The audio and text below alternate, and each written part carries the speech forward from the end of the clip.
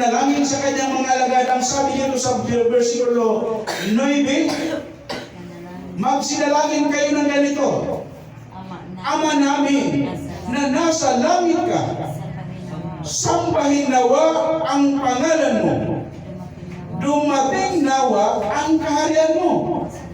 May pinaparating pa ng kaharian. Gawin nawa ang iyong kalooban kung paano sa langit, gayon din naman sa lupa. Ibigay mo sa amin ngayon ang aming kakanin sa araw-araw.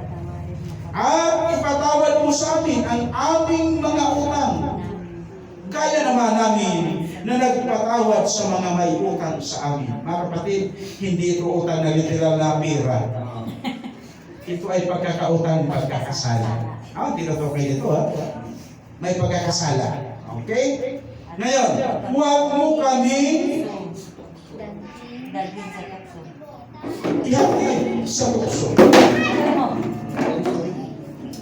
Huwag mo kami ihatid sa tukso. No? Ang sabi doon, huwag mo kami ihatid sa tukso, kundi iligtas mo kami sama-sama. Okay? Yung iba, ang turo ni Jesus, huwag mo kaming ihatid sa tukso. Pero ang nangyayari, sila yung pumupunta sa tukso. Sabi nga, tukso, lapitan mo kami. Nung ako ay 1990, nagtrabaho kami sa construction sa Alabang.